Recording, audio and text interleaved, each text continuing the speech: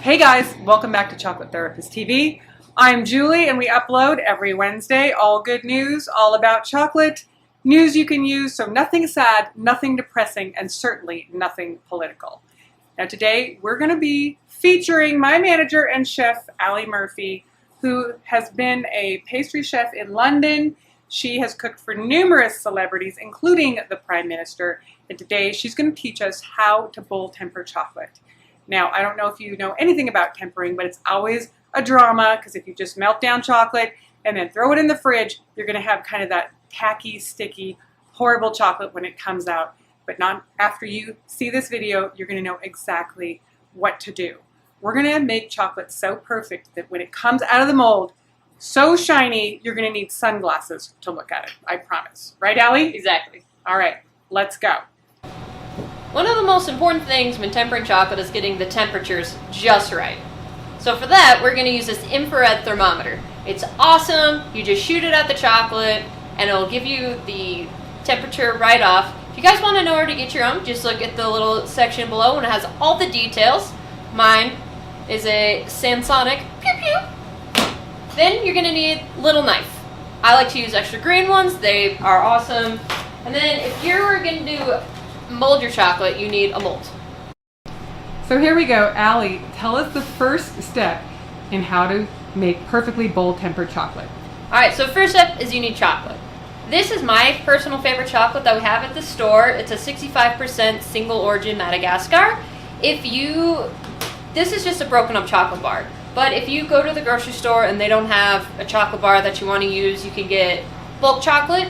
These are couverture discs. This is how we get the chocolate before we start to make anything at the shop. Chocolate chips will do just as well. So what you want to do is you want to break down your chocolate into small workable chunks. It's going to melt easier, a little bit quicker, and without running the risk of burning as much.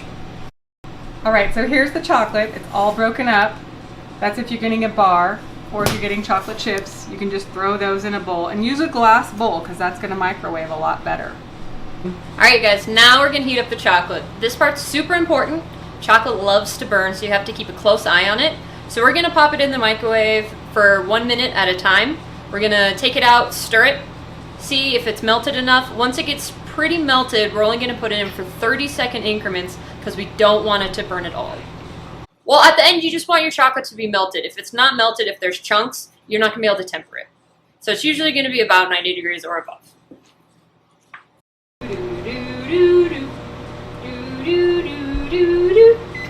There we go. Alright you guys, our chocolate's been in for a minute. Let's see how it's doing.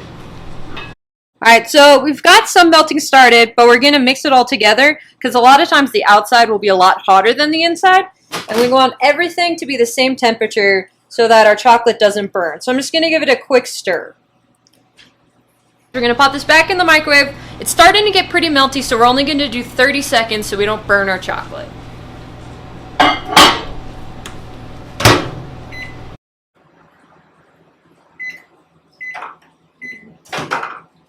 Alright, let's see how we're doing on our chocolate this time.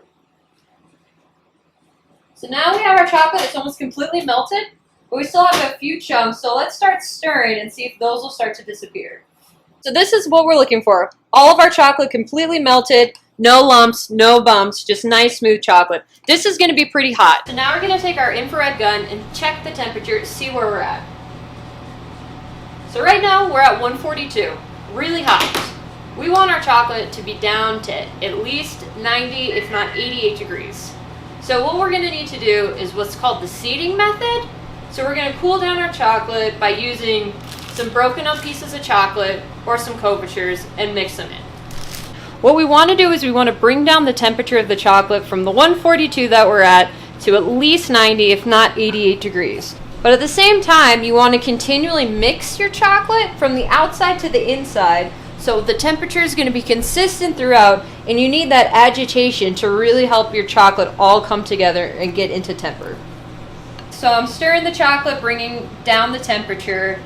So while you're doing it, you want to get the outsides and then you want to bring it up so that the air can really get into the chocolate, and that's going to help it cool it down even quicker.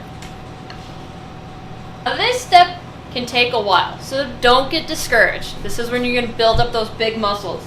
This can take up to 20 minutes or so, just getting the temperature down. So let's see where we're at right now.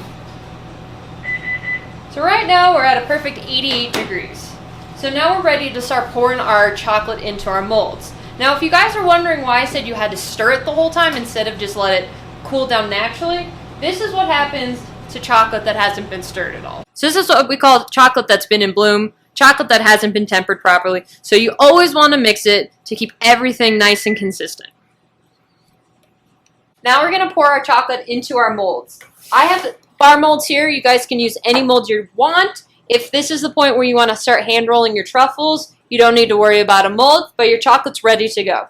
So what we're going to do is we're going to pour our chocolate into our molds, hopefully without overflowing it. What I like to do is use a knife to just kind of even it all out. You want to get it all in the little corners, just kind of even everything out.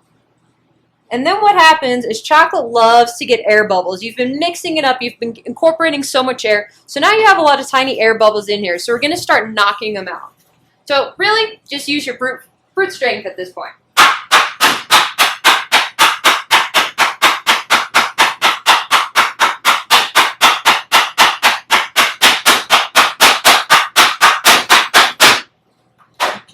So while you're hitting it, you can actually see the air bubbles coming to the surface. So then at this point, you can just kind of wipe off any excess chocolate from your molds.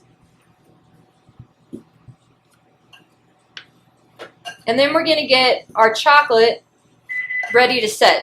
So what you can do, if you're in a climate-controlled area or in a really cold kitchen or a basement, you can leave your chocolate out and sit and it'll just harden up naturally. If you're working in a place like we are where there's a lot of people around, the temperatures go up and down quite a bit, what you can do to help yourself out is pop your chocolate in the freezer for a few minutes just until everything sets up. Should only take a few minutes to harden up. If it's been properly tempered, it'll be super quick. So I'm going to show you guys what we want to look for. So if we take out our bar and it looks like this and it's still stuck to the mold, it's not ready. Leave it in there. If you pop it out now, it won't be shiny, it'll make you really sad. All your hard work will be for naught. If your bar has come across the mold, come out completely, that's when you know you're ready. And then you can just pop out the bar into your hand. And that way, you have a beautiful, shiny bar. Now, what are the things you want to look for when you have tempered chocolate? You want it to come out of the mold, which it did. You want it to have this beautiful shine on it, which it does. Let's see if it has the awesome snap we all love. Perfect. All right, there you have it. How to bowl tempered chocolate. You don't have to buy a $2,000 machine. You can do it right in your kitchen with a bowl and a microwave. And a fabulous chef, Allie, our manager here at the Chocolate Therapist. Don't you think we should eat some of this now? Let's have some chocolate. I think so. This is where the hard work really begins, guys. Thanks for watching Chocolate Therapist TV. We upload every Wednesday. News you can use. It's all happy, all good, all about chocolate. See you on the next episode.